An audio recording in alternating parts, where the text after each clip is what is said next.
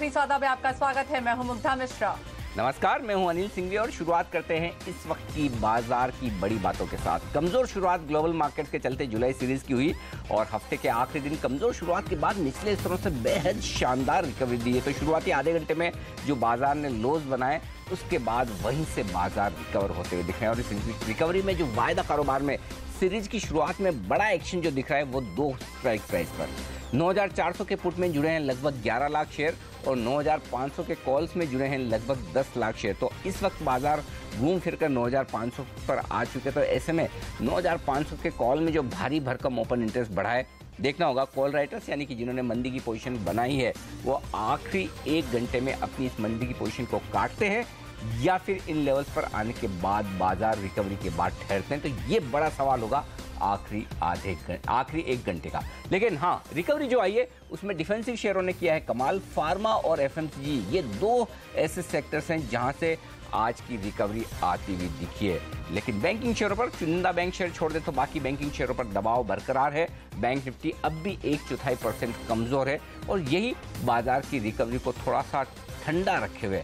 वायदा कारोबार में आज से शामिल हुए 5 नए खिलाड़ी, चेन्नई पेट्रो और 4 फाइनेंशियल सर्विसेज के स्टॉक्स, श्रेय इंफ्रा, आईसीआईसीआई प्रू और इसके अलावा शामिल हुए मनापुरम के साथ ये सारे जो स्टॉक, रेपको फाइनेंस, ये सब के सब शेयर ठंडा कामकाज करें। तो सीरीज में मतलब वायदा कारोबार में शामिल होते ही बड़ी तेजी बनती हुई दिख रही हो, वैसा नजर नहीं आ रहा है इन 5 शेयरों में आज मुग्धा। चलिए हेडलाइन इंडाइसेस कैसे ट्रेड कर रहे हैं उन पर नजर डाल लेते हैं। बहुत ही अच्छी रिकवरी देखी है आज भारतीय बाजारों में। सेंसेक्स इस वक्त हरे निशान में कारोबार कर रहा है, 15 पॉइंट्स की बढ़त है। हालांकि निफ्टी पर नजर डालें तो वहां पर आपको करीब 2.5 पॉइंट्स की गिरावट अब भी दिखाई देगी और इसका बड़ा रीजन है बैंक निफ्टी। वहां पर प्रेशर है, हालांकि वहां पर भी रिकवरी देखने को मिली है लेकिन अब भी 0.2% का प्रेशर वहां पर दिखाई दे रहा है। अगर जैसा अनिल जी कह रहे थे, अगर वो हरे निशान में होता तो शायद आपको सेंसेक्स और निफ्टी काफी अच्छा मूव दिखा रहे होते। मिड कैप्स पर भी नजर रखिए। मिड कैप्स की जो तेजी है वो सेंसेक्स और निफ्टी से कहीं ज्यादा है। वहां पर 0.14% की बढ़त आपको दिखाई देगी, 25 पॉइंट्स की बढ़त के साथ कारोबार। ओके, और बता दें आपको कि आज आखिरी सौदा में हम कहां रखने वाले हैं नजर। तो आज आपके साथ हम होंगे देर रात तक। यहाँ सीएनबीसी आवाज के साथ आपको बने रहना है क्योंकि जीएसटी का पूरा कवरेज अब से लेकर मध्य रात्रि तक आपको देखना है सिर्फ और सिर्फ सीएनबीसी आवाज पर। देर रात जीएसटी लागू होगा, नए टैक्स सिस्टम का बाजार पर कितना असर दिखेगा इसकी करेंगे हम बातचीत आज इस शो में। इसके अलावा जीएसटी पर खास चर्चा के लिए हमारे साथ जुड़ेंगे अजय बग्गा साहब, एमएस मनी साहब पीडब्ल्यूसी के, और ब्लू स्टार के त्यागराजन साहब बताएंगे इंडस्ट्री का नजरिया। बेहतरीन लिस्टिंग सीडीएसएल की, मुनाफा वसूली करने का वक्त है या अभी भी और तेजी बाकी है, बताएंगे ये भी। एयू स्मॉल बैंक फाइनेंस का आईपीओ आज बंद होने वाला है, बस कुछ वक्त बचा है, पैसा लगाएं या दूर रहें ये भी बताने वाले हैं हम आपको इसी शो में। जून के ऑटो बिक्री के आंकड़े आने वाले हैं और 1 तारीख को आते हैं, शनिवार रविवार अगले 2 दिन ये आंकड़े आ जाएंगे। तो उससे पहले कहाँ बेहतरीन बिक्री हो सकती है, कहाँ आंकड़े कमजोर आ सकते हैं, इन सब पर करेंगे विस्तार से बातचीत हमारे शो में। हर रोज की तरह आपके लिए वो सब कुछ तो होगा, स्टैंडर्ड मेनू, कहां बनाए लॉन्ग कहां करें शॉर्ट। किरण यादव है हमारे साथ। 3 बजे मिलेगी आपको निफ्टी पर 3 बेहतरीन कॉल्स और 3:15 बजे बीटीएसटी या फिर एसटीबीटी, आज लगाएं कल कमाएं, ये पूरा का पूरा एक्शन अगले 1 घंटे में पावर पैक शो में आपके लिए आखिरी सौदा में। तो आज पावर पैक परफॉर्मेंस कहां है ये भी देख लेते हैं। सबसे पहले बात निफ्टी गेनर्स की, जहां पर आज फार्मा स्पेस में आपको काफी एक्शन दिखाई देगा। सन फार्मा काफी अच्छी तेजी, इनफैक्ट निफ्टी का टॉप गेनर बना हुआ है, लेकिन औरबिंदो फार्मा और डॉक्टर रेड्डीज भी काफी अच्छा कारोबार कर रहे हैं। बैंक ऑफ बड़ौदा यहां पर भी आज काफी अच्छा एक्शन दिखाई दे रहा है, अच्छी तेजी के साथ आप देख सकते हैं 0.25% की तेजी वहां पर दिखाई दे रही है। आईटीसी जीएसटी लागू होने के साथ ही जिस तरह से एफएमसीजी क्षेत्र की कंपनियों का रुख बदलेगा उसका आईटीसी को सीधा सीधा फायदा, यहां पर करीब आप देख सकते हैं 3.25% के आसपास की बढ़त। साथ ही अरविंदो फार्मा और डॉक्टर रेड्डीज तो है ही, लेकिन दबाव कहां पर है, प्रेशर कौन डाल रहा है निफ्टी पर? भारतीय एयरटेल ये टॉप लूजर्स में से एक है। भारतीय एयरटेल पर आपको प्रेशर दिखाई देगा, लेकिन साथ ही टेक महिंद्रा और टाटा मोटर्स डीवीआर भी प्रेशर में आ चुके हैं। लेकिन साथ ही साथ इंडिया बुल्स हाउसिंग फाइनेंस पर नजर रखिए, वो प्रेशर में है इस वक्त करीब 1.5% के। आप देख सकते हैं टाटा मोटर्स और टेकएम यहाँ पर प्रेशर अब थोड़ा सा बढ़ गया है, लेकिन कैपिटल गुड्स क्षेत्र की कंपनी L&T वहां पर भी आज दबाव दिखाई दे रहा है। लेकिन दबाव जहां नहीं दिखाई दे रहा है वो है आज की नई लिस्टिंग CDSL, काफी अच्छी लिस्टिंग है और अभी तक पॉजिटिव जोन में रहा है। सुबह से ही ट्रेड आप देखें तो हरे निशान में ही हुआ है और अभी भी बेहतर कारोबार करता हुआ पॉजिटिव जोन में। इस वक्त भी 79 पॉइंट्स से ज्यादा की बढ़त वहां पर आपको दिखाई देगी, तो बेहतरीन लिस्टिंग है। तो हम जैसे आपको बता रहे थे, आपको आगे समझना यह है कि अब करना क्या चाहिए इस लिस्टिंग में। लेकिन साथ ही अब डालते हैं उन स्टॉक्स पर नजर जहां पर छोटे स्टॉक्स जरूर है लेकिन तेजी काफी तेज है। स्ट्रॉन्ग गेनर्स HEG यहां पर बहुत अच्छी तेजी दिखाई दे रही है। साथ ही तेजस नेटवर्क्स, इस पर आज काफी एक्शन रहा। हाल की लिस्टिंग और इसके बाद से ही हमने यहां पर एक्शन देखा है। तेजस नेटवर्क्स आज भी आप देख सकते हैं 300 का आंकड़े के आसपास 9% ऊपर है। Aditya Birla money, AB money, यहां पर आपको काफी अच्छा मूवमेंट दिखाई दे रहा है। 36 पॉइंट्स की बढ़त, 1865 के आसपास, माफ कीजिएगा 1855 के ऊपर ट्रेड करता हुआ। साथ ही सोना कोयो जैसा स्टॉक और ब्लू डार्ट, ये सारे के सारे जो है स्टॉक्स वो काफी एक्शन में दिखाई दे रहे हैं। लूजर्स की बात करते हैं तो जहां पर India bulls housing finance action में है, इंडिया बुल्स वेंचर्स पर दबाव है, डॉक्टर लाल पैथलैब्स थोड़ा सा दबाव देख रहा है।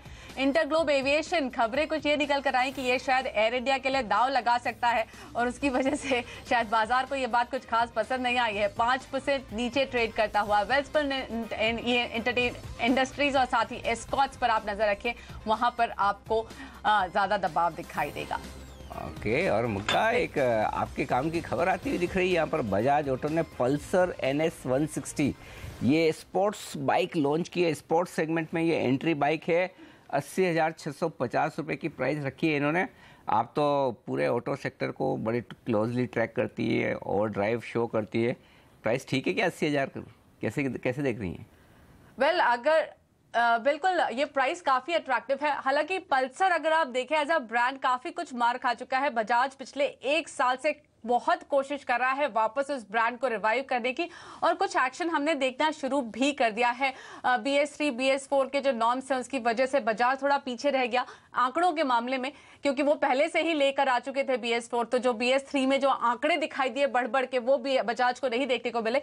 बट स्पोर्ट्स सेगमेंट में वो जो अपना नाम बनाने की कोशिश कर रहे हैं उसमें ये बाइक जरूर उनकी मदद कर सकती है, क्योंकि ये एंट्री लेवल की स्पोर्ट्स बाइक होगी।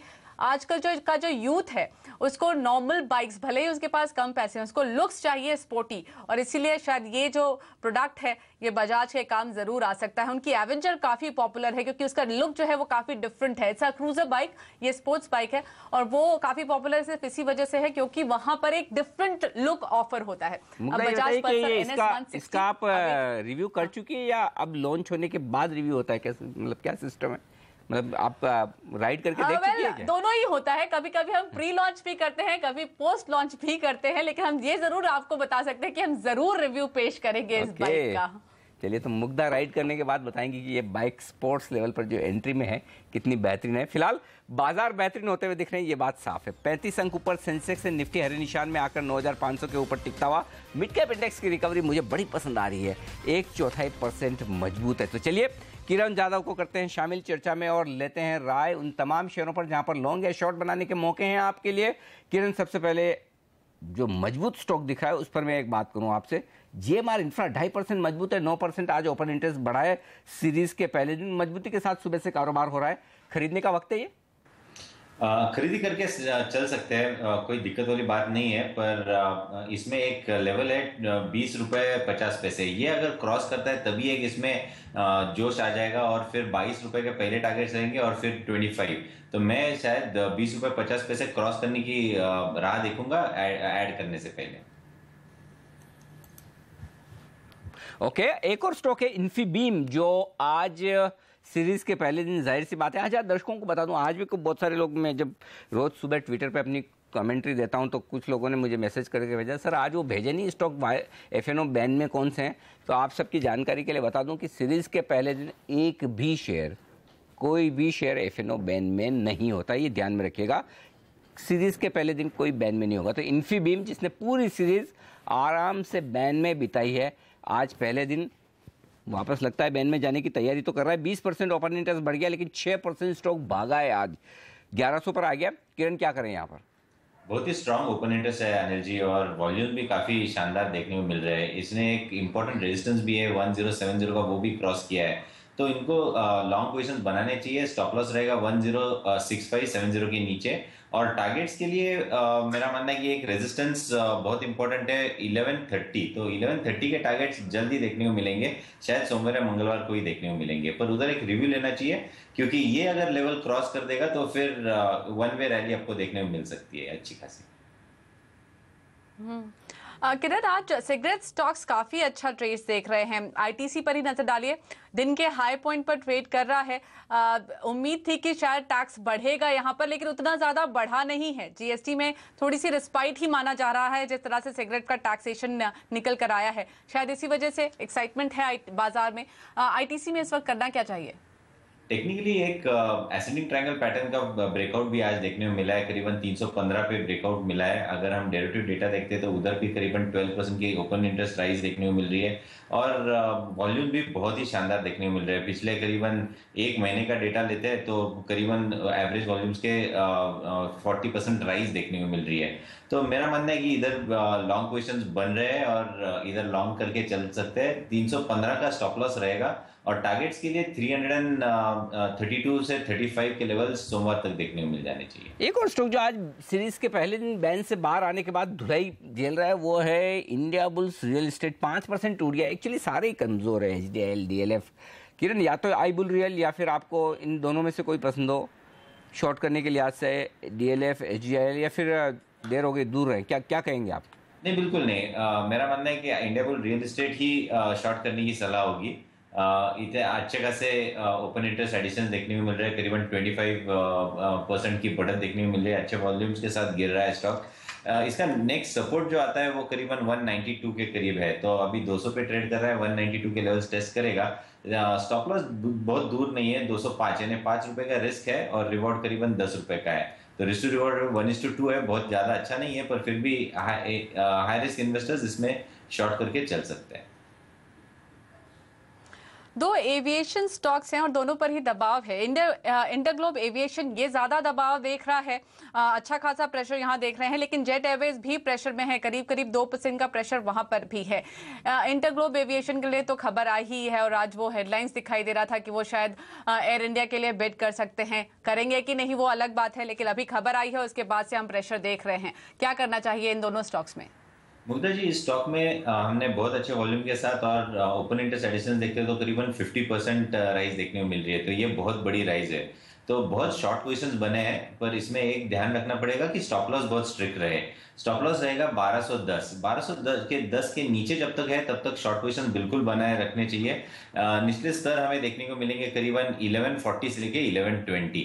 वहीं पे जेट की बात करें तो जेट में बिल्कुल मंदी करके ना चले। मुझे लगता है कि इधर से और भी बढ़त देखने को मिलेगी। ये सिर्फ एक छोटा सा इंडिगो की वजह से इसमें थोड़ा सा प्रेशर आता देख रहे हैं। मेरा मानना है कि इधर से बढ़त ही देखने को मिलेगी। इधर मेरा स्टॉप लॉस रहेगा 550 का, पर इसमें नेक्स्ट रेजिस्टेंस 570 का है जो कि टेस्ट करेगा, और वही टारगेट्स मान के चलने चाहिए। पर 570 के ऊपर अगर चलना चालू कर देगा तो 630 के टारगेट्स इसी सीरीज में देखने को मिलेंगे। तो जेट में काफी पॉजिटिव रुझान देखने को मिल रहा है चार्ट्स के हिसाब से। ओके, अच्छा, ये तेजी का फायदा और किसी को हो रहा नहीं हो रहा हो, किरण, सरकार को तो पक्का हो रहा है। देखिए 4.5% BEML भागा है। एयर इंडिया का डाइवेस्टमेंट करने की बात है, लेकिन जिसका स्ट्रेटेजिक डाइवेस्टमेंट करने की बात सरकार पहले से कर चुकी है वो है BEML। और BEML देखिए स्टॉक 4.5% है, मजबूत 17% बढ़ा है ओपन इंटरेस्ट। क्या दमदार तेजी हो रही है, स्टॉक रुकने का नाम नहीं ले रहा है। कितना भागेगा, क्या करें? अनिल जी, अगर BTST का कॉल है तो यही लेना चाहिए। मेरा मानना है कि इधर से 1570 1580 के लेवल्स देखने को मिलेंगे सोमवार मंगलवार तक, तो बिल्कुल होल्ड करना चाहिए। और इधर से स्टॉप लॉस दूर नहीं है, 1495 का स्टॉप लॉस है, तो रिस्क टू रिवॉर्ड रेशो में बहुत ही अच्छा दिख रहा है। और ये काफी शानदार चार्ट पैटर्न है। जो कुछ करेक्शन आया था 1560 से 1440 का, उसने फर्स्ट लेवल ऑफ करेक्शन खत्म करके इमीडिएटली यू टर्न ले लिया है। तो मेरा मानना है कि बहुत ही स्ट्रांग चार्ट पैटर्न है, इधर लॉन्ग करके जरूर चलना चाहिए। किरण, आज फार्मा स्पेस में हम काफी एक्शन देख रहे हैं। सन फार्मा, अरविंदो फार्मा, ये सारे स्टॉक्स काफी अच्छा मूव दिखा रहे हैं। क्या यहाँ पर आपको लगता है लॉन्ग जाया जा सकता है कहीं? ऑरोबिंदो फार्मा में लॉन्ग जाने की स्ट्रांग सलाह रहेगी, क्योंकि हम ओपन इंटरेस्ट एडिशन भी काफी अच्छे देख रहे हैं और उसके साथ साथ एक अच्छे खासे वॉल्यूम्स के साथ भी ये स्टॉक चल रहा है। सवेरे एक अच्छी मूव हमने देखी 670 से लेके 685 तक, और उसके बाद हम कंसोलिडेट करते नजर आ रहे हैं। ये कंसोलिडेशन हो रहा है, ये बहुत अच्छी बात है। स्टॉप लॉस 680 का रहेगा और टारगेट्स के लिए हम 710 से 720 के लेवल्स देखेंगे अगले हफ्ते तक। तो ये पोजिशनल व्यू रखना चाहिए, लॉन्ग पोजिशन बना के रखनी चाहिए। ओके किरण जी, बहुत बहुत धन्यवाद आपका हमारे लिए वक्त निकालने के लिए, और मुग्धा जी आपका भी धन्यवाद गेस्ट अपीयरेंस के लिए आज आखिरी सौदा में।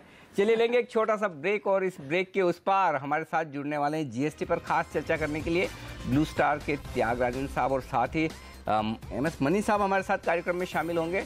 उनसे भी हम पूछेंगे कि अब जीएसटी को लेकर क्या कुछ एक्शन चल रहा है ग्राउंड लेवल पर। बात करेंगे इस ब्रेक के बाद।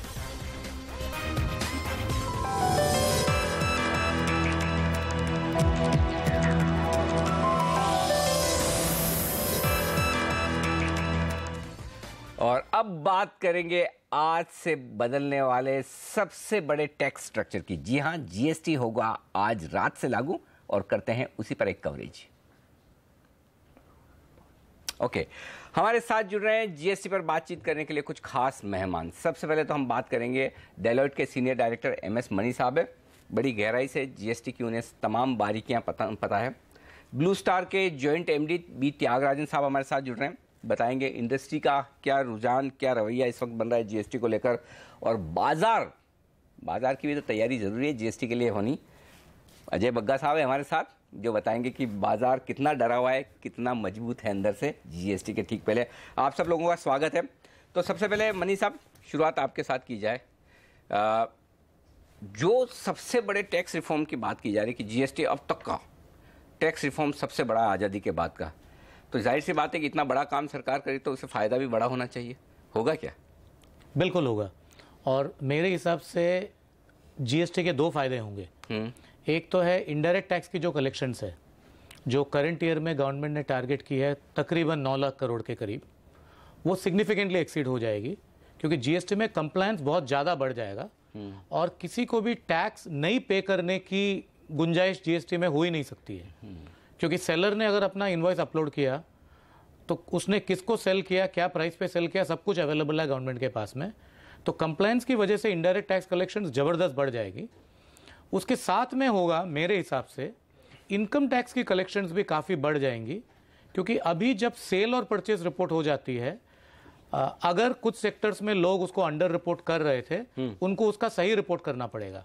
तो मेरे हिसाब से गवर्नमेंट के लिए ये बहुत बड़ा रेवेन्यू बूस्टर है, और इसी की वजह से सरकार ने इतने दिन तक काम किया है, इतने लोगों ने सरकार की तरफ से प्रयास किया है कि जीएसटी को हम जल्दी से लागू कर दें। क्योंकि जीएसटी एक बार आ जाती है, government finances will acquire a wonderful direction, और हो सकता है 2 साल में रेवेन्यू कलेक्शन इतनी बढ़ जाए कि सरकार सोच ले कि हम अभी धीरे धीरे टैक्स के रेट को कम कर दें, क्योंकि इतनी टैक्स आती है तो हमें पता नहीं है हम उतने पैसे से क्या करें। आपके मुंह में घी शक्कर सर, ऐसा हो जाए जितना जल्दी हो उतना बढ़िया। हाँ, टैक्स रेवेन्यू बढ़ेगा, ये बात तो सही है, ऐसा तो लग रहा है, क्योंकि मैं कई लोगों से बात कर रहा हूँ जो छोटे कारोबार करने वाले हैं, मतलब बड़ी इंडस्ट्री नहीं चलाते हैं, जिनका 50, 100, 200 करोड़ का बिजनेस है, उनके बिजनेस रह गए आधे पिछले साल से, और टैक्स हो गया 2 से 4 गुना ज़्यादा।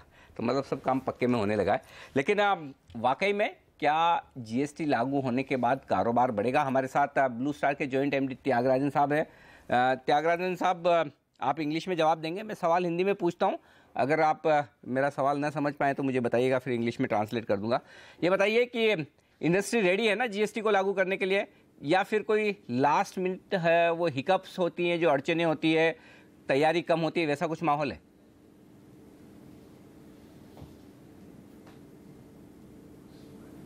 Good afternoon. Thank you for talking to me.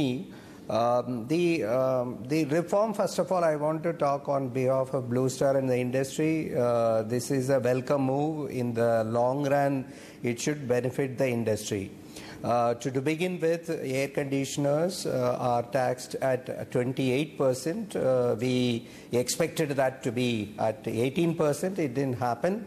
But then government has rightly fitted it closer to the existing rate. The existing weighted average would have been 26% or so. At 28, it is fine. I think the prices will be neutral. Earlier I had stated that the prices will go up. I don't think prices should go up. And the fact of the matter is that the current month or the current quarter, there had been some setback in terms of primary sales. But the secondary sales happened very well.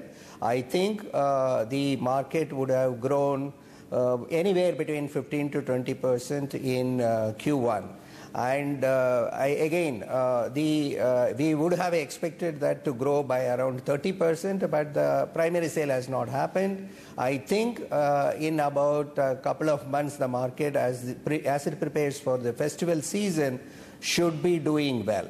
In terms of readiness, I think the channel is more or less ready. I never expected that everything will be perfectly going on. But I expect that the things are far better than what it was 1 month ago. The destocking has taken place. The companies are ready to build the dealers, and going forward from tomorrow, the sales should begin. And of course, first 15 days you can expect, as is the case with any other big change, there should be some hiccups. On the whole, the consumer is going to benefit. As a company, I don't think we are worried about 1 quarter of lower sales than we anticipated. Still, we might have grown better than last year. So the outlook, according to me, is still positive. मगर साहब, जहाँ तक वो तैयारी वाला मामला है, वो तो वैसे ही हमारे हिंदुस्तानियों की तो आदत ही है, जब तक लास्ट डेट सामने नहीं आए हम तो लास्ट डेट पे करते हैं। और वैसे भी वो हाल होता है ना कि घर में बहन बेटी की शादी हो और बारात आने वाली हो, तो आखिरी मिनट तक तैयारी तो चलती रहती है। एंड या एग्जाम्स देख लीजिए, तो अगर 6 महीने और भी दे देते तो हमारी यही हाल रहती। लास्ट 3 दिनों में अनिल जी 1.6 लाख लोगों ने रजिस्टर किया है। तो अभी तक 66 लाख हो गए थे रजिस्टर, ये सोए हुए थे। एक एफएमसीजी कंपनी से मैं बातचीत करा, दिग्गज कंपनी है, उसमें 35,000 उनके वेंडर्स हैं, जिसमें से 20% ने 4 दिन पहले तक रजिस्टर नहीं किया था। सब बोल रहे थे चलो सितंबर 1 हो जाएगा, दिसंबर 1, अभी क्यों काम करें। हमारे जो ग्राहक है, लीजिंग कंपनी जो मैं चलाता हूँ, एक कंपनी है जिसका मैं चेयरमैन भी हूँ, अच्छा, वहां पे हम लोगों से पूछ रहे हैं आप स्टेट के अंदर लेंगे, बिलिंग सेंटर में ले रहे हैं, लोकल ले रहे हैं, अगर कहीं SEZ है वहां भी रजिस्टर करना है। कई ऐसी छोटी छोटी कंपनियां हैं जो अभी भी बोल रही हैं हम अपने एडवाइजर से पूछेंगे, शायद पोस्टपोन हो जाए। तो अब इस हफ्ते पूरी टीम अब लगी हुई है रात भर काम करने में कि किसी तरह उनको हो जाए। अब खामियां रहेंगी, इतना बड़ा चेंज है, तो सब जो शोर मच रहा है, जरूर खामियां रहेंगी, डिसरप्शन है, बट इतनी बड़ी नहीं है। और मार्केट पे जैसे मंडे को भी मैंने कहा था कॉशियस जरूर हूं, बट इतना मुझे शार्प करेक्शन मार्केट में नहीं दिखता है। और अब तो क्या है, अब लोगों को समझ में आ गया ना कि भाई संसद भवन में खुद प्रधानमंत्री, वित्त मंत्री, प्रेसिडेंट साहब सब लोग मिलकर जब करने वाले हैं, तो अब तो टलने की गुंजाइश खत्म हो गई, तो अब सब काम पे लगे। अब तो होना ही है, अब काम पे लगे। एक बड़ी अच्छी चीज सरकार ने करी है, सब ब्यूरोक्रेट्स को, जैसे ये कैबिनेट सेक्रेटरी ने 30 सेक्रेटरीज की मीटिंग करी कि आपकी मिनिस्ट्री में क्या क्या हो रहा है। अब इन्होंने बहुत इसको अनिल जी ऐसा बना दिया है, व्हाट डू कॉल इट, के बिट बाय बिट या कंपोनेंट वाइज, कि जुलाई 1 को लागू करने के लिए क्या चाहिए आप वो करो। अब वो ऑल्टरेशन अभी तक नहीं आया, मनीष साहब भी बताएंगे। कई जगह उन्होंने क्या किया है कि सीईओ के नाम में GSTN रजिस्टर कर दिया। अब वो हम गए भाई स्टेट्स के पास कि इसको चेंज करो, वो बोलते हैं अब आप 1 के बाद ऑल्टरेशन करना। अभी हम इसको ऑन कर रहे हैं, 2 महीने की म्याद दे दिया कि आप कोई जरूरत नहीं है रिटर्न्स फाइल करने की 2 महीने तक, कोई टैक्स वाला आपके दरवाजे पे नहीं आएगा अगले 3 महीने तक। ये असली में होने वाला है, क्योंकि पहले ये ट्राई करेंगे कि सब ठीक चले, शुरू हो जाए गाड़ी एक बारी चल पड़ी, फिर वो इनर्शिया से अपने आप रफ्तार पकड़ेगी। तो ये जो मार्केट में थोड़ा सा बदली था वो अभी हट रहा है जीएसटी के कारण। बाकी ग्लोबल वगैरह जो हो वो अपनी जगह है, मंडे को अलग बात करेंगे, बट जीएसटी के चलते जो मार्केट को तोड़ा जा रहा था वो तो बिल्कुल विफल हो। चलो परफेक्ट, ये काम अच्छा, ये आपने एकदम सही बता दिया। चलिए अभी सीधे चलते हैं गांधीनगर। टेक्सटाइल मिनिस्टर, कपड़ा मंत्री स्मृति ईरानी जी वहां बात करी। 3 दिनों की वहां पर टेक्सटाइल इंडस्ट्री की बड़ी कॉन्फ्रेंस शुरू हुई है आज से। आइए सुनते क्या कह रही हूँ। ओके, चलिए हम फिर से संपर्क करने की कोशिश करेंगे, लेकिन मनी साहब आपसे राय लेता हूं। आप तो देश की इतनी बड़ी दिग्गज कंसल्टेंसी फर्म चलाते हैं, समझिए आपके 100 क्लाइंट हैं, ठीक है। अब उन 100 क्लाइंट में से कितने क्लाइंट जीएसटी के लिए मेंटली प्रिपेयर्ड है और कितने % क्लाइंट सिस्टम वाइज प्रिपेयर्ड है, ये बताइए। जहां तक हमारे क्लाइंट्स का सवाल है, 95% मेंटली प्रिपेयर्ड और फिजिकली प्रिपेयर्ड हैं। अच्छा, दोनों तरह से। हाँ, क्योंकि ज़्यादातर लोग जो हैं, जो हमारे साथ जुड़ते हैं, उन्होंने 6 महीने पहले तैयारी शुरू की थी। वो wait and watch fence sitter जिसको हम कहते हैं, ऐसे लोगों के साथ में जनरली हमारी डीलिंग बहुत कम रहती है। तो हमारे ज़्यादातर जो क्लाइंट हैं, जब जनवरी में वित्त मंत्री ने कहा था जनवरी 3 या 4 को कि जुलाई 1 रोल आउट डेट है, सब लोगों ने जुलाई 1 रोल आउट डेट को समझ के बैकवर्ड वर्क करके रेडी हो गए हैं। उसके बावजूद भी कुछ केसेस हैं जहां पर लोग शायद 5% रेडी नहीं है। मैं आपसे वापस बात करता हूं, क्योंकि अभी सीधे एक बार गांधीनगर चलते हैं। प्रधानमंत्री जी वहां मौजूद है इस कार्यक्रम में और स्मृति ईरानी जी बात करिए, आइए सुनते हैं। The government's commitment to ensure that technology enhances productivity has resulted in the approval of 17,822 crores for technology upgradation in textiles for the period 2015-2022. The Honorable Prime Minister's desire to ensure that our brothers and sisters in the northeast of India benefit from the fruits of development has resulted in commissioning of 21 apparel manufacturing sectors in a record 1-year time and 10,000 hectares of area brought under sericulture. The 19 textile parks sanctioned, facilitating investment of 64,000 crores, is a testimony to the government's commitment to enhance textile manufacturing capacity of India. Honorable Prime Minister's clarion call of Sabka Saath, Sabka Vikas encourages and emboldens the Textiles Ministry to give a human touch to the face of development, so that for school and higher education needs of children of our weavers and artisans, the government now is able to commit 75% fee support through the National Open School and University systems. Ladies and gentlemen, Textiles India 2017 brings together textiles, traditions and technology. It complements the Honorable Prime Minister's desire to strengthen the entire Indian textile value chain, the journey of farm to fiber, fiber to fabric, fabric to fashion, and fashion to foreign is now witnessing a resurgence. For we have once traveled on the Silk Road for centuries. Our muslin laced the fingers of many a foreign buyers, and today we resolve that together in the spirit of Vasudhaiva Kutumbakam, we will reach new heights and new glories. Here's wishing all the participants my best and gratitude to the Honorable Prime Minister, our esteemed Chief Ministers, industry captains who reaffirmed their commitment to make in India textiles dreams with their kind blessings and their presence. Okay, तो ये है textile India summit 3 दिनों की जो आज से शुरू हुई है गांधीनगर में। इस पर रखेंगे हम नज़र, लेकिन नज़र हमारी तो जीएसटी पर है ही। और मनी साहब, आपसे हम बात कर रहे थे कि भाई कितनी तैयारी है। मैं ये सोचा था, आप जब स्मृति जी बात कर रही थी, अगर आपके क्लाइंट, आपके जैसी इतनी बड़ी फर्म, समझदार क्लाइंट, वो 95% ही तैयार है, तो बाकी लोगों का क्या हाल होगा? नहीं, तो पहली बात यह है कि मैं बता दूं कि वो 95% ही क्यों है। हाँ, 95% वॉलंटरी नहीं है, वो 5% रेडी आज की तारीख में इसलिए नहीं है क्योंकि बहुत सी गवर्नमेंट की क्लैरिफिकेशन पिछले 1 हफ्ते 10 दिन में आई है। 1-2 बड़ी चीजें जो क्लैरिफाई होनी बाकी, वो बताइए। चलिए, काफ़ी चीज़ें क्लैरिफाई होने के लिए बाकी हैं अभी। सबसे बड़ी बात यह है कि एंटी प्रॉफिटियरिंग का जो कानून रखा है, हाँ, वो सब सेक्टर और सब कंपनी और सब सर्विस प्रोवाइडर के ऊपर लागू होगा कि नहीं होगा। क्योंकि अगर ये सब सेक्टर अभी कानून के हिसाब से it applies to every sector, हर बिजनेस, हर धंधे के लिए एप्लीकेबल है, सर्विस प्रोवाइडर्स के लिए भी एप्लीकेबल है। अगर उस पैमाने पे अगर एंटी प्रॉफिटियरिंग करना है तो उसकी मशीनरी है क्या सरकार के पास में? राइट, ये एक क्वेश्चन है जो अभी भी अनआंसर्ड है। दूसरा जो क्वेश्चन है, कुछ केसेस में हमने देखा है कि अभी भी इन्वर्टेड ड्यूटी स्ट्रक्चर्स हैं, मतलब जो इनपुट का जो क्रेडिट मिल रहा है उसके मुकाबले में आउटपुट का जो टैक्स पेमेंट है वो कम है, राइट। तो इसका जो रिफंड, इसके जो रिफंड के जो प्रावधान हैं उनको हार्मोनियसली ट्रीट किया जाएगा कि पिछले अंतराल में इस केसेस में वो लोग ये कहते थे कि इसमें अनजस्ट एनरिचमेंट है और रिफंड डिनाइड है। ये और एक बड़ी समस्या है। एक बहुत गंभीर समस्या जो अभी रिसेंटली खड़ी हुई है वो ये है कि लीजिंग बिजनेस में और खास करके कार लीजिंग के बिजनेस में जहां पर लोगों को अभी तक इनपुट टैक्स क्रेडिट नहीं मिली है, राइट, उस बिजनेस में अभी सरकार ये कह रही है कि ऑनगोइंग लीजेस पे उनको 43% टैक्स भरना है। तो इस पे जो इफेक्टिव टैक्स रेट आज की तारीख में 13-14 के करीब है, ये ओवरनाइट मतलब 30 तारीख की रात से 1 तारीख की सुबह तक 3 गुना बढ़ जाएगी। जिन्होंने कार लोन पे खरीदी उनके लिए, कार लीज पे जिन्होंने लिया है, सारी बड़ी कंपनियां जो हैं वो लीज पे लेती हैं। बड़ी गाड़ियां जो है अनिल जी, एक एग्जांपल मैं देता हूं, ऑडी है एक हमारे सीनियर ऑफिशियल की, 25 लाख तक का लोन बच गया है, ओवर नेक्स्ट 3 ईयर उसको 10 लाख एक्स्ट्रा देने पड़ेंगे। वो बोल रहे आज ही पे करो।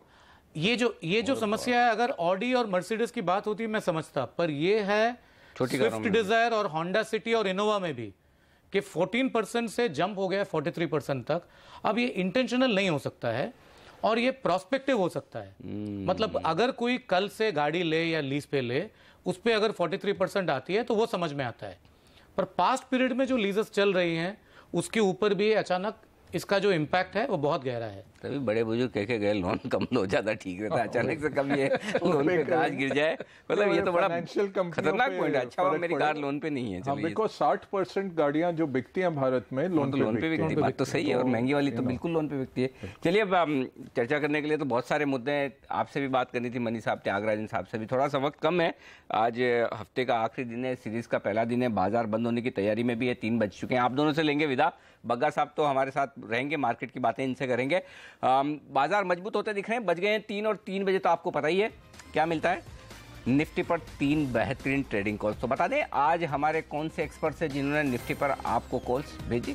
चलिए एक एक करके आपके सामने तीनों कॉल्स लेकर आते हैं। सबसे पहले आपके सामने सच्चिदानंद उपसेकर, ट्रेड बुल्स के, कह रहे हैं कि निफ्टी को करिए आप शॉर्ट, बेचने की राय। अरे बाप रे, 9360, 9400 से भी नीचे के टारगेट आ रहे हैं उनके। 9588 ये स्टॉप लॉस है मेरे ख्याल से। कल के निफ्टी फ्यूचर्स के हाई लेवल जो है उसके आसपास के उन्होंने टारगेट्स दिए। आइए Aditya Agarwal way to wealth के, वो निफ्टी पर कॉल दे रहे हैं, बिकवाली का है या खरीदारी का? इनका भी बिकवाली का है। चलिए ठीक है, 9585 ये है स्टॉप लॉस का लेवल। 9410 तक फिसलेगा निफ्टी, ये मानना है आदित्य का।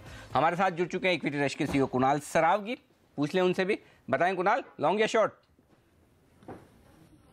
देखिए मैं लॉन्ग साइड में हूँ अनिल जी। मुझे लगता है कि मार्केट में करेक्शन आना था, वो करेक्शन आ गया। एक मीन रिवर्जन का सिद्धांत होता है कि कोई भी चीज़ अगर कभी बाजार बहुत ज़्यादा भटक जाता है एवरेज से दूर, तो एवरेज उसको अपनी तरफ आकर्षित करते हैं, और वही आपने होते हुए इस बार देखा। मुझे लगता है कि अब ये करेक्शन समाप्त हो जाएगा, इन स्तरों पर खरीद करना चाहिए। मुझे लगता है एक स्टॉप लॉस 9540 के आसपास रखें, जो कि आज या कल का लो है, और मुझे लगता है कि एक पुल बैक में आपको दोबारा से बाजार 9570 9600 तक जाते हुए दिखेगा, तो खरीदने की राय। ओके, चलिए रिलीफ, कोई तो खरीदना चाहते हैं निफ्टी इस लेवल पर। वागले साहब, आपका इरादा क्या, खरीदेंगे ना आप भी?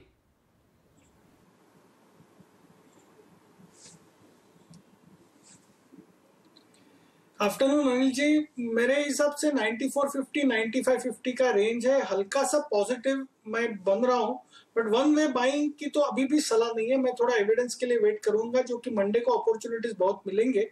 तो रेंज बाउंड 100 पॉइंट की रेंज विद अ बुलिश बायस, ये मैं कहूंगा। ओके, चलिए रेंज बाउंड है बाजार 100 पॉइंट की, 9450 9550 तो कमजोर है, बुरे नहीं है। देखिए हफ्ते का आखिरी दिन है आज, अगर 9500 के ऊपर की क्लोजिंग मिल जाए आखिरी आधे घंटे में, जब हमने शुरुआत की तो अभी 9500 पर टिके हुए हैं, टिके रह जाए तो ये अपने आप में एक अचीवमेंट होगा। क्लोजिंग हरे निशान में हो जाए, और क्या चाहिए। ब्रेक का वक्त है, और इस ब्रेक के पार हम लेकर आएंगे आपके लिए उन तमाम शेयरों पर राय। हमारे साथ एक और एक्सपर्ट जुड़ने वाले हैं, राजन शाह साहब ट्रेड बुल से, उनसे भी फंडामेंटल राय लेंगे। बग्गा साहब हमारे साथ हैं, कुछ बड़े मुद्दों पे उनसे बातचीत करनी है, और छोटे छोटे ट्रेडिंग आइडियाज़ देने के लिए कुणाल सरावगी और वागले साहब हमारे साथ हैं। तो आखिरी आधे घंटे का एक्शन इस छोटे से ब्रेक के बाद।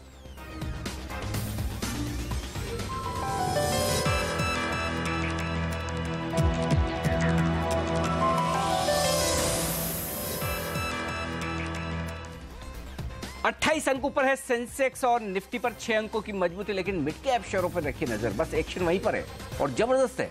0.5% का बड़ा उछाल दिखा चुका। एक मिनट, एसबीआई को लेकर क्या खबर आ रही है? नई दरें लागू होने वाली हैं कल से। ये किस चीज की दरें?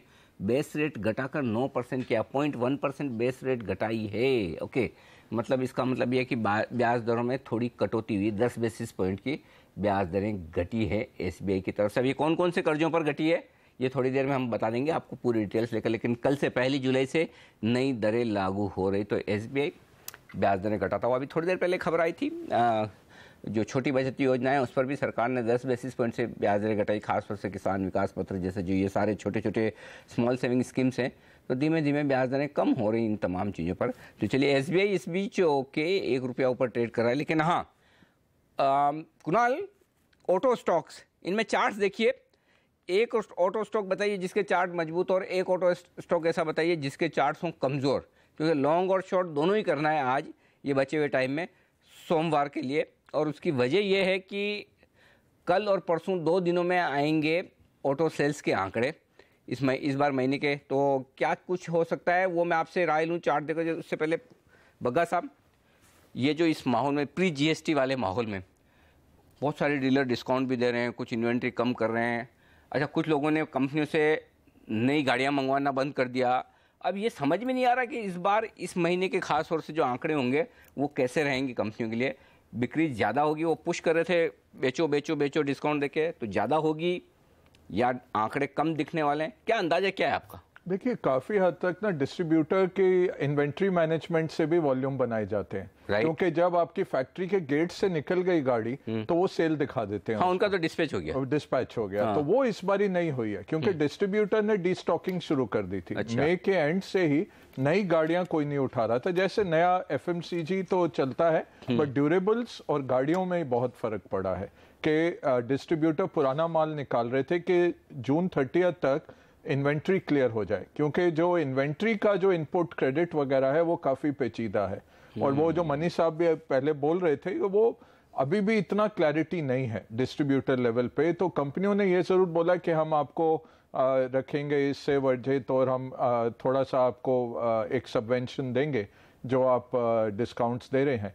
तो ओवरऑल वॉल्यूम्स हमें ठीक ही लग रही हैं। टू व्हीलर्स का जो लग रहा है कि दिग्गजों का 7% 8% बढ़ेगा। ट्रैक्टर की थोड़ी कम हुई है खपत, क्योंकि फार्म लोन वेवर ये सब के चलते।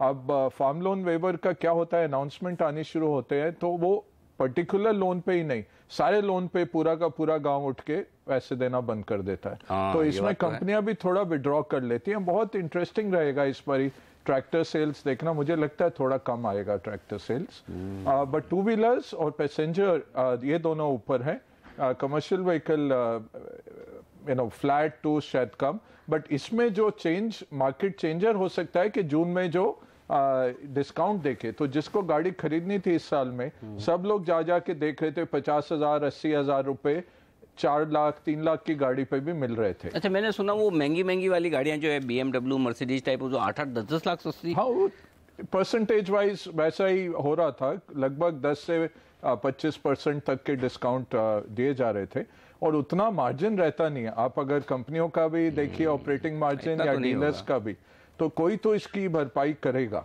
बट यही था कि आगे चल के टैक्स में कोई प्रॉब्लम ना हो। तो इंटरेस्टिंग बात ये होगी अजय जी कि भले ही नंबर सेल्स के इस बार मजबूत आ भी जाए इस महीने के, लेकिन क्वार्टरली रिजल्ट में हो सकता है प्रॉफिट मार्जिन पे दबाव। जैसे ये मार्च में हुआ था ये BS वो एमिशन नॉर्म्स के उसके चलते वाला जो हुआ था BS3 के चलते वैसे ही कुछ हो सकता है। तो नंबर तो ठीक आते दिख रहे हैं, वॉल्यूम ठीक रहेगा, margin might be a problem. Perfect. Kunal ji तैयार है ना? आप बताइए लॉन्ग शॉर्ट एक स्टॉक। देखिए, मुझे लगता है सबसे बेहतरीन काउंटर अनिल जी मुझे लगता है मारुति है, जिसका चार्ट बहुत ही बेहतर है और लगातार एक आउट परफॉर्मेंस रही है और एक करेक्शन भी हल्का फुल्का इसमें देखने को मिला है पिछले कुछ दिनों में। मुझे लगता है कि 7100 का एक स्टॉप लॉस रखे और निश्चित मारुति खरीदना चाहिए। कमजोरी की बात करें तो सारे ऑटो पैक में सबसे कमजोर टाटा मोटर्स लगता है मुझे। मुझे लगता है टाटा मोटर्स में अगर मान लीजिए कुछ खबरें खराब आती हैं तो इसमें और गिरावट आ सकती है और थोड़ा बहुत इसमें पुल बैक भी आ सकता है। तो कुल मिलाकर के देखें तो मुझे लगता है 420 तक ये फिसल सकता है। स्टॉप लॉस 440 पर रखें, 420 के टारगेट से शॉर्ट कर सकते हैं। जीएसटी के बाद धूम्रपान बढ़ जाएगा क्या? ऐसा मतलब सिगरेट पीना लोग ज्यादा शुरू कर देंगे, क्या हो रहा है? आईटीसी 4% ऊपर है, गॉडफ्रे फिलिप्स 3.5% ऊपर है। वागले साहब जरा देखिए चार्ट्स, क्या हो रहा है दोनों काउंटर पे और क्या खरीदेंगे आप?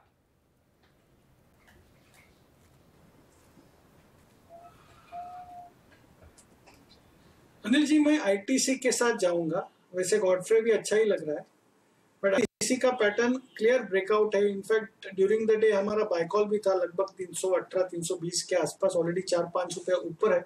और मुझे यहाँ से भी कम से कम 2 से 3% ट्रेडिंग अपसाइड मंडे को दिखती है 333 तक की।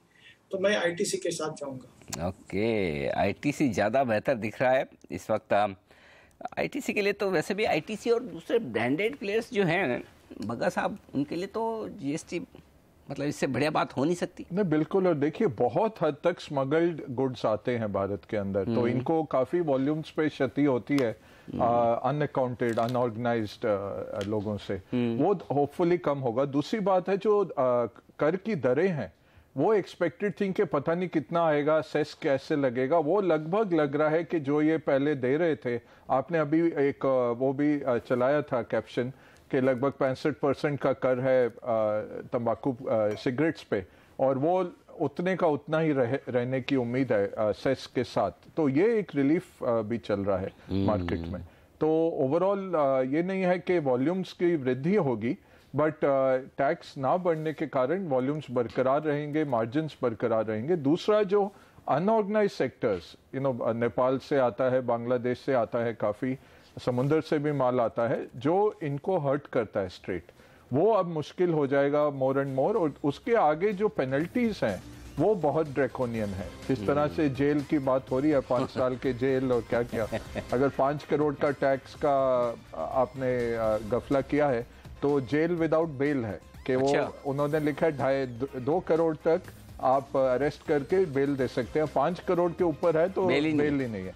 तो ये सोच के ही फिर व्यापारी ऐसे स्मगल्ड गुड्स और ये सब लाएंगे, मुश्किल हो जाएगी। तो वो भी एक रिलीफ चल रहा है इन काउंटर्स पे। चलिए, इस बीच बच चुके हैं 3:15 और 3:15 बजे हर रोज आपको मिलता है BTST या फिर STBT ट्रेड्स। आज लगाओ कल कमाओ। सिमी भूमि के बुलिश टाटा स्टील पर कह रही कि खरीद कर जाइए। आज आप 536 का रखिएगा स्टॉप लॉस, और सोमवार को मौका मिलेगा आपको प्रॉफिट बनाने का। 548 और 554 रुपए पर आप बेच पाएंगे टाटा स्टील। टाटा स्टील दिखा है बड़ा मजबूत। आज सारे मेटल स्टॉक जो निचले स्तरों से काफ़ी रिकवर करते हुए दिखे, यहाँ पर अब भी मौका खरीदारी का। स्टॉप लॉस बहुत ही छोटा है, या फिर ये स्टॉप लॉस के नज़दीक पहुँच रहा है, ये देखते इंटरेस्टिंग होगा। 537। ओके, DHFL दीवान हाउसिंग फाइनेंस लिमिटेड, ये है दूसरा स्टॉक जो पसंद है सिमी को खरीदारी करने के लिहाज से, और यहाँ पर 432 के स्टॉक के साथ वो खरीदना चाहती है। 442 445 लक्ष्य सोमवार का। जय ठक्कर आनंद राठी सिक्योरिटीज के कह रहे हैं कि मैक्स फाइनेंशियल खरीद कर जाएं। ये हफ्ता इस स्टॉक के लिए अच्छा रहा था, मेरे ख्याल से 600 रुपये से घूमकर ये स्टॉक फिर से मजबूत होता हुआ दिखा। जी हाँ, आज 2% मजबूत है। 624 स्टॉप लॉस, 605 का, 640 का लक्ष्य। सिप्ला, ये तो कल भी मजबूत था और आज फिर से दिन भर अच्छी मजबूती के साथ कारोबार कर रहा है। जी हाँ, 2% मजबूत है। ये स्टॉक भी आप खरीदारी कर सकते हैं। 544 का आपका स्टॉप लॉस होना चाहिए। 562 का लक्ष्य के बेहद नजदीक पहुंचता हुआ दिख रहा है, तो सिप्ला में थोड़ा इंतजार कर लें नीचे आने का। हमारे साथ है कुणाल सरावगी और पूछते कुणाल को उनके 2 पसंदीदा स्टॉक BTST या STBT। बताएं कुणाल। देखिए, सबसे पहले अनिल जी आईटीसी जिसकी चर्चा अभी आप कर रहे थे, मुझे लगता है कि वो मिस नहीं किया जा सकता। बहुत ही बेहतरीन ब्रेकआउट इसके चार्ट पे देखा जा रहा है। मुझे लगता है 330 335 इसमें आ जाएंगे। 319 पर एक स्टॉप लॉस रखकर आईटीसी खरीदने की राय है। और दूसरा ब्लू डार्ट, जिसमें आज एक बहुत अच्छा एक्शन दिखा है, निचले स्तरों से बहुत अच्छा ब्रेकआउट हमने चार्ट्स पर देखा है। मुझे लगता है 4800 ये बहुत जल्द आ जाएगा। यहाँ पर स्टॉप लॉस 4600 पर रखकर खरीदने की राय। सबको आईटीसी खरीदना है, क्या बात है। बग्गा साहब ने पसंद कर लिया, कुणाल ने पसंद कर लिया, और बच्चे वागले साहब, उनकी भी लिस्ट में आईटीसी है। वागले साहब का भी BTST कॉल आईटीसी है। वंडरफुल। वागले साहब, एक तो आईटीसी, दूसरा कौन सा है?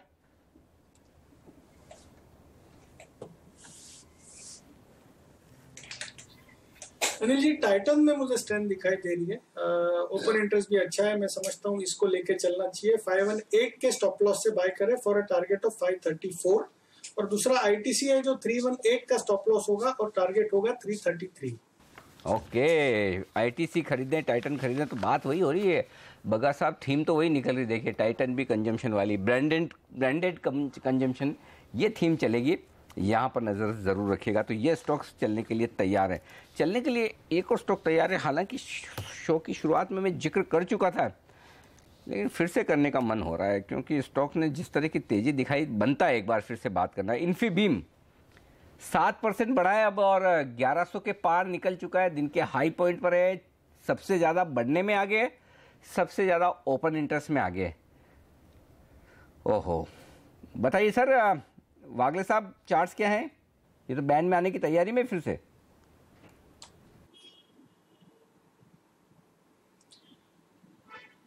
हाँ अनिल जी, एक ही तकलीफ है जो आपने कह दिया अभी, अदरवाइज ये क्लियर ब्रेकआउट है, करंट लेवल्स पे बाय किया जा सकता है।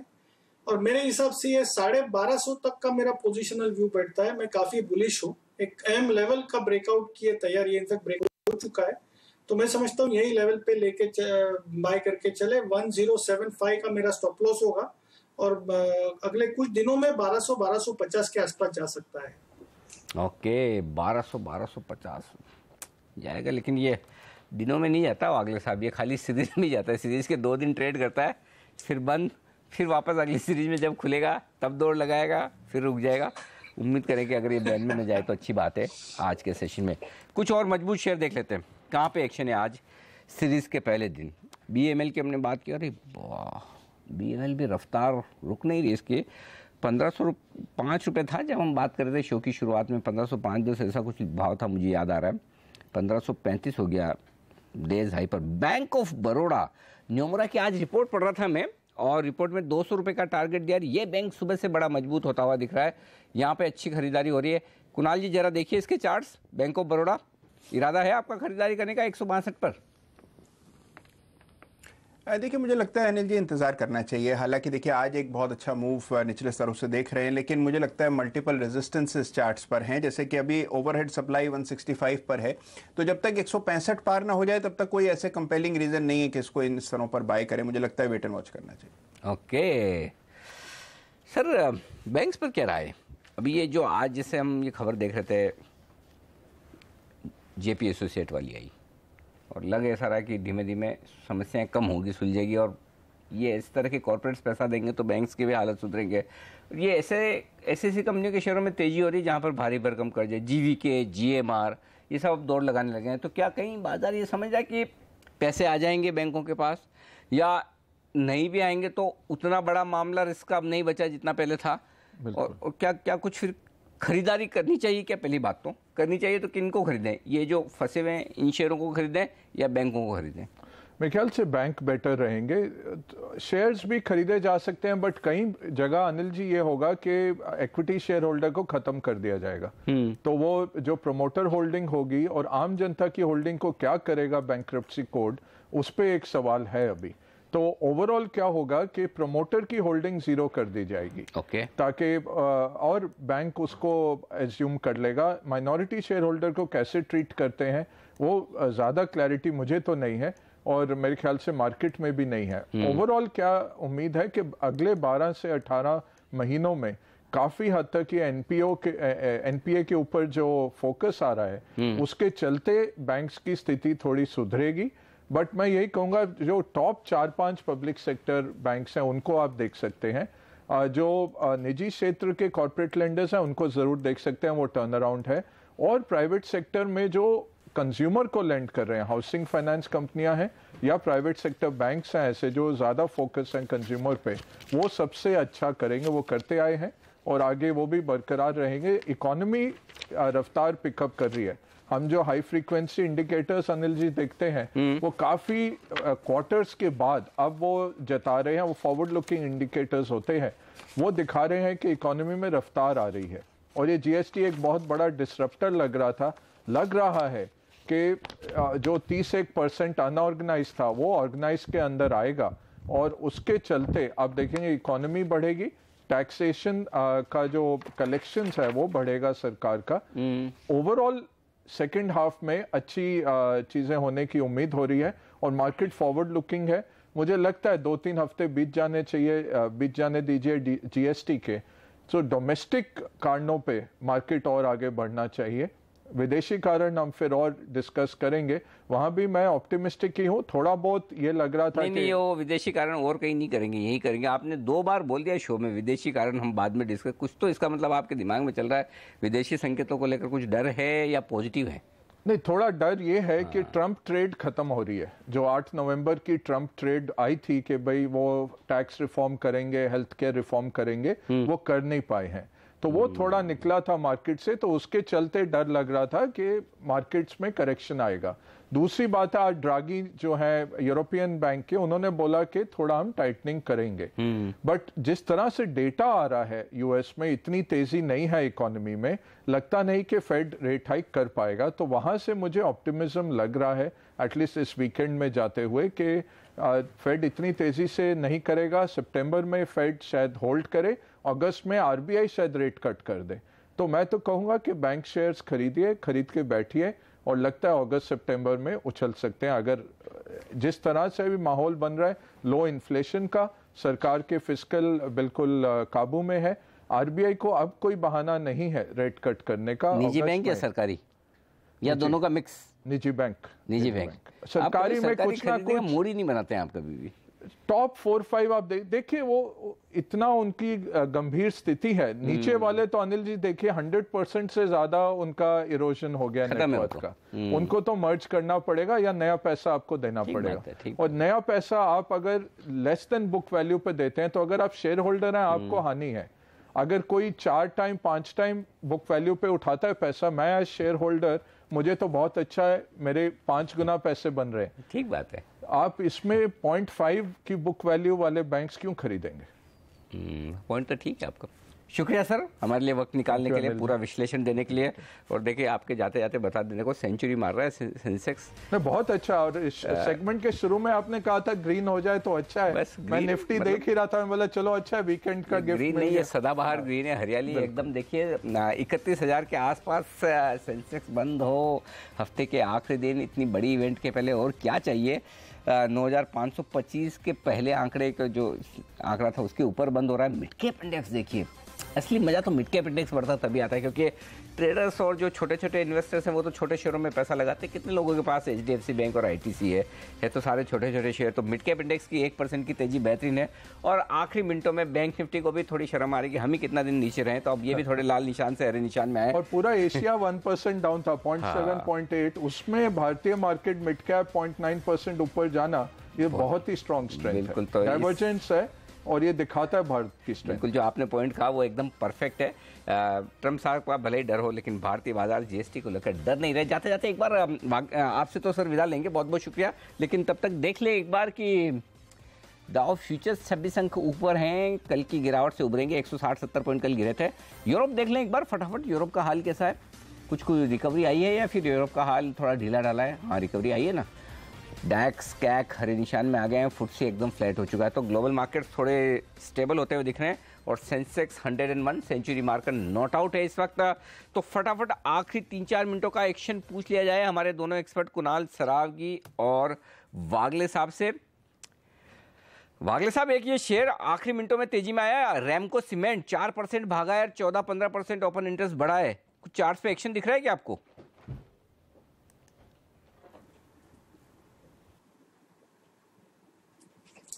अनिल जी बिल्कुल दिख रहा है, काफी पॉजिटिव है, क्लियर प्राइस और वॉल्यूम ब्रेकआउट है। और अनलेस हम मार्केट्स में वन वे फॉल अगर नहीं देखते हैं, चॉपीनेस भी होता है, तो मुझे लगता है ये स्टॉक आउट परफॉर्म करेगा। 750 तक के मेरे टारगेट्स होंगे, और करंट लेवल पे जो कि 705 है, एक 15 से 18 रुपए के स्टॉप लॉस से लिया जा सकता है। अपसाइड 745 टू 750 हमको 2 से 3 दिन में मिल सकता है। ओके, ये राय आपके लिए। और बड़ी मजबूती के साथ ये स्टॉक तो ऊपर भागा है। एक और स्टॉक जो मैं देख रहा हूँ बड़ी मजबूती के साथ एक्शन में आता दिख रहा है, रिलायंस डिफेंस 3-3.25%। ये स्टॉक बढ़ा है, 8% यहाँ ओपन इंटरेस्ट बढ़ा है आखिरी मिनटों में। कुणाल जी, रिलायंस डिफेंस चार्ट्स फटाफट, लेवल्स। देखिए, मुझे लगता है अनिल जी डेफिनेटली बाय कर सकते हैं। यहाँ पे जो अगला रेजिस्टेंस चार्ट पे है 67 के आसपास है, तो वो लक्ष्य होना चाहिए। स्टॉप लॉस यहाँ पर 58 पे रखे, मुझे लगता है खरीदा जा सकता है। खरीद कर जाएं। रिलायंस डिफेंस ये राय है इस वक्त। ओके, और ढूंढूं मैं आपके लिए कौन से स्टॉक्स। और रेपको होम फाइनेंस सुबह कमज़ोर था, लेकिन क्या रिकवरी दी है स्टॉक ने। बस दिक्कत ये है कि नया स्टॉक है, आज से वायदा कारोबार में शामिल हुआ, तो आज जो शामिल हुए हैं उन पर एक बार नज़र डाल लेते हैं। रेपको फाइनेंस ये 3% मजबूत है। मनापुरम ये भी देख लिया जाए, ये स्टॉक भी आज से वायदा कारोबार में शामिल हुआ है, 0.5% मजबूत है। SREI इंफ्रा, श्रेय इंफ्रा जिसको आप कहते हैं, ये जरूर 1.5% कमज़ोर है। ICICI प्रू 0.5% कमज़ोर है।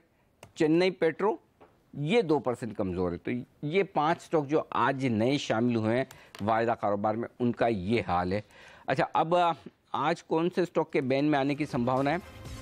इंटरग्लोब हो सकता है 55% नीचे है, बैन में आ जाए। 5% ओपन यहाँ पर स्टॉक में कमजोरी है। एक और स्टॉक जो बड़ा तेजी से गिरा, वागले साहब जरा ऑयल इंडिया देखिए, इसे शॉर्ट करके जाएंगे 260 के नीचे, 3% नीचे, यहाँ भी ओपन इंटरेस्ट जबरदस्त बढ़ा है।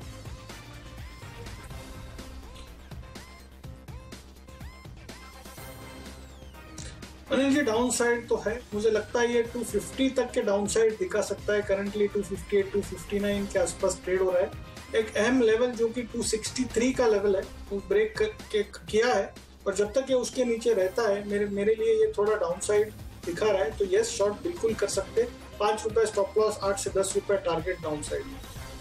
अच्छा, ओके, तो ये है राय इस वक्त आपके लिए। ओके, बंद होने की तैयारी है बाजार है। ये क्या है? एक ही टिक में जो 100 पॉइंट ऊपर था सेंसेक्स, सीधा 60 अंक रह गया, 40 अंक नीचे किया। ये आखिरी मिनटों का एक्शन, मतलब कॉन्फिडेंस की कमी दोनों ही तरफ है। तेजी करने वालों को भी लग रहा है कि चलिए इतना मजबूत हुआ है। 20 पॉइंट अचानक से एकदम से निफ्टी नीचे करके किसी ने सेल किया है, लेकिन चलिए फिर भी मजबूत क्लोजिंग होगी, इसमें कोई डाउट नहीं, क्योंकि आज का है ये 9535 का, और इस वक्त 9522 पर हम ट्रेड कर रहे हैं। कितने सेकंड्स बचे हैं? मुश्किल से 4-5 सेकंड बचे हैं। चलिए, मिड कैप इंडेक्स 1% से ज़्यादा मजबूत होंगे बंद। बैंक निफ्टी जरूर फ्लैट या फिर हल्का सा लाल निशान में बना हुआ, क्योंकि आखिरी मिनटों में बैंक निफ्टी में वो तेजी दिखी नहीं जो दिखनी चाहिए। लेकिन एक अच्छा संकेत है, और वो है एडवांस डिक्लाइन रेशियो। बढ़ने वाले शेयरों की तादाद 934 रही है बंद होते होते, और कमज़ोर शेयरों का आंकड़ा है 850 का। तो फाइनली दिन भर कमज़ोर शेयर ज़्यादा थे, बंद होते होते आखिरी 10 मिनटों में देखिए बढ़ने वाले शेयरों की तादाद ज़्यादा हो चुकी है। ये एक अच्छा संकेत।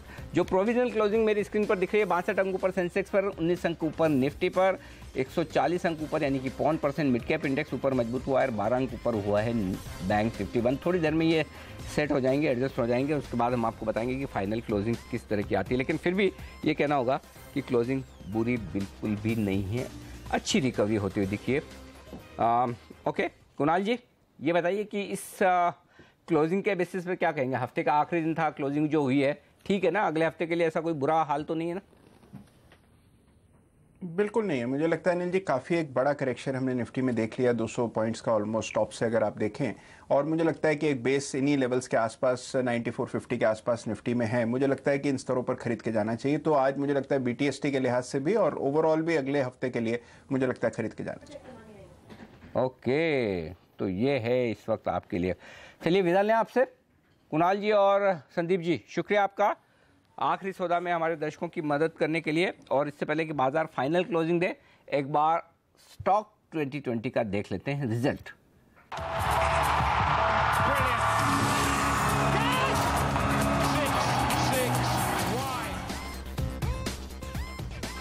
वाह, क्या परफॉर्मेंस है।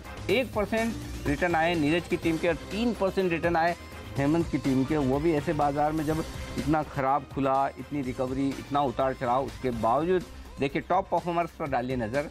AB मनी 10%, फैक्ट 4%, बैंकिंग देखिए वाह 4%। ये स्टॉक तो क्या दौड़ लगा रहा है, कब से रिकमेंड कर रहे हैं हेमंत। बारटोनिक्स में भी अच्छी तेजी। अच्छा देख लीजिए नीरज के रिकमेंडेशन जिन्होंने कमाल किया है आज के सेशन में। बैंक ऑफ बड़ौदा, ये बड़ा बोल्ड कॉल था। आज के माहौल को देखते हुए बैंक ऑफ बड़ौदा को टीम में शामिल करना ही अपने आप में बड़ी बात थी, और सबसे टॉप परफॉर्मर रहा है। और शिवा सीमेंट को देखिए क्या गजब की परफॉर्मेंस है ये। कामत होटल्स, AB नो, बेहतरीन परफॉर्मर्स ये आज की टीम में नीरज ने दिखाए हैं।